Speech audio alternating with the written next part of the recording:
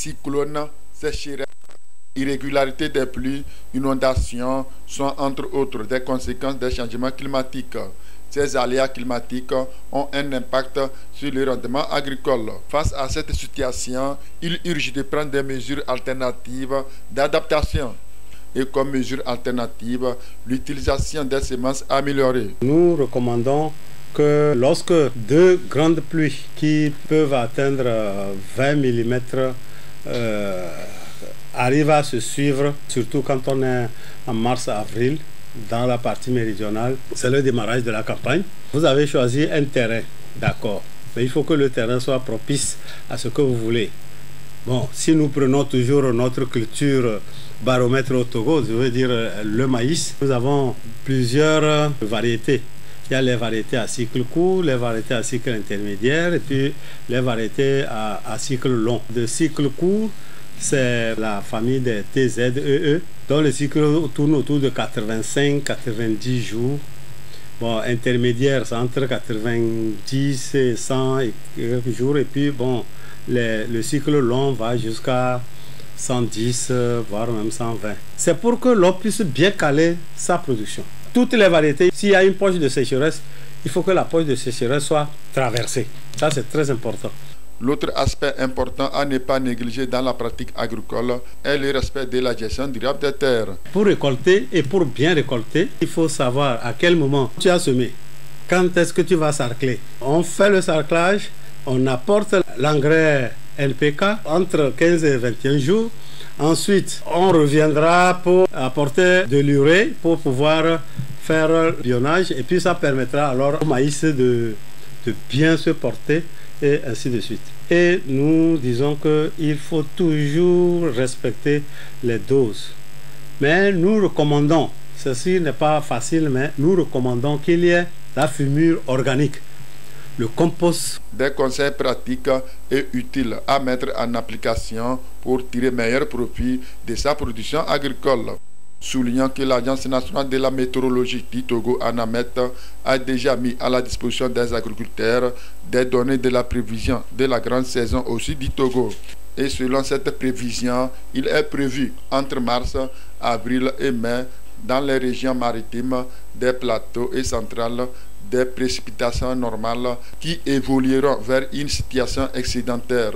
Par contre, dans la Kara et les savanes, une pluviométrie déficitaire à tendance normale est annoncée. Et durant avril, mai et juin, tout le pays connaîtra une situation normale à tendance excédentaire, à l'exception des savanes où les précipitations excédentaires anormales sont prévues.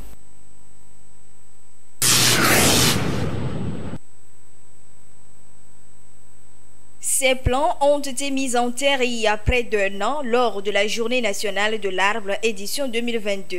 Nous sommes sur le terrain de l'école primaire publique Lamakaza dans la préfecture de Blita. Ces arbres se développent à leur rythme grâce aux conditions favorables créées autour d'eux, notamment l'entretien. Quand on ne protège pas, c'est que les animaux, les bêtes vont brouter. Ouais. Si l'arbre n'est pas protégé, il ne va pas aussi être haut comme les autres qui sont entretenus. Donc c'est dans cette optique que nous avons souvent prôné pour la protection du plan mis en terre. Même si la quantité n'est pas si grande et que c'est peu et qu'on entretient, c'est mieux que de faire des milliers de plants et ne pas entretenir. Quand je vois ce plan comme ça, mon plan, le plan que j'ai mis sous terre, qui est plus élancé que les plans des autres, je m'enrichis. Je suis très fier, très content. Il est plus élancé que tous les autres plans que nous tous nous avons mis sous terre. L'entretien et la protection des jeunes plants mis en terre sont importants pour améliorer le taux de couverture forestière. J'exhorte tous mes frères et sœurs, chers parents, à tout le public et principalement à tous les membres du syndicat Seboplat qu'après avoir fini de mettre un plan, il faut l'entretenir. C'est l'entretien qui compte. Ce n'est pas le fait de le mettre en terre, mais il faut l'entretenir. Tout le monde doit vraiment prendre du sérieux pour planter beaucoup et entretenir sérieusement. Vraiment, nous remercions le ministre de l'Environnement pour ces ateliers sur le reboisement, sur des conseils pratiques avec ces services techniques. Bientôt, une nouvelle campagne de reboisement au Togo. L'adhésion massive de la population à cette campagne est nécessaire. Mettre en terre au moins un plan et l'entretenir, c'est aider le gouvernement à atteindre son objectif, celui de relever le taux de couverture forestière à 25% d'ici à 2025. Ce faisant, le Togo s'arme contre les changements climatiques.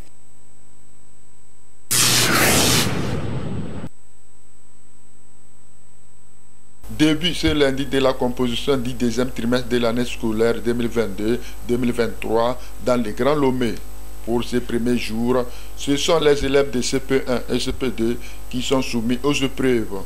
Tout a commencé dans la matinée avec je sais écrire les mots communément appelés dictées. Cette évaluation intervient après près de 3 mois de cours. Chaque fin de trimestre, nous évaluons les élèves, voir s'ils ont maîtrisé ce qu'on leur a enseigné durant 3 mois. Et donc, ce cas d'espèce concerne l'évaluation du deuxième trimestre. On évalue les enfants, voir s'ils ont assimilé ou pas. S'ils n'ont pas assimilé, là, nous allons à la rentrée prochaine reprendre ce qui n'a pas marché. Cette composition du deuxième trimestre évalue les enfants depuis la rentrée de janvier jusqu'à ce jour de mars. Qu'est-ce que les enfants ont pu faire, qu'est-ce que les enseignants ont produit aussi pour pouvoir évaluer les enfants et les préparer jusqu'à la fin de l'année. Elle est en quelque sorte une composition préparative jusqu'à aboutir à la composition de fin d'année auquel ils vont passer en classe supérieure. Cette composition, selon les responsables d'école que nous avons visités, revêt une importante capitale pour les apprenants, surtout ceux de la classe d'examen. C'est à l'issue des résultats que nous aurons, que nous allons nous programmer. Si ça a marché ou ça n'a pas marché, on va se programmer pour le troisième trimestre. Savoir comment les prendre au troisième trimestre pour qu'ils aient le niveau requis. On ne peut pas compiler les résultats du premier, deuxième, troisième trimestre comme on le fait au collège. On les invite à se mettre au travail, puisqu'on leur donnera des devoirs de congé. Pour les parents, c'est d'accompagner les enfants, nos enfants, pour pouvoir, en ces moments-là, ne pas avoir des difficultés, pour être en retard et être à jour. Et puis ne pas avoir aussi des enfants qui vont peut-être rater ces jours de composition-là, pour qu'ils soient réguliers, pour pouvoir terminer ces jours de composition. Démarré ce 27 mars, la composition prend fin le vendredi 31 mars 2023. Elle met fin aux différentes évaluations prévues du deuxième trimestre de l'année scolaire 2022-2023.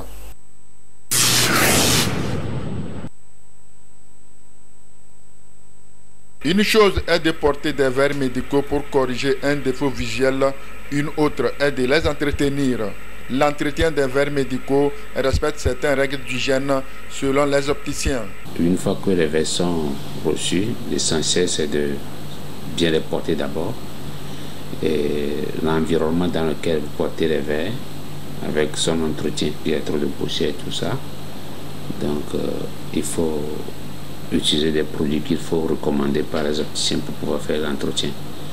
Donc on ne nettoie pas avec n'importe quoi. Quand vous avez les verres, il y a un tissu que l'opticien vous donne et avec ça seul que vous pouvez nettoyer les verres.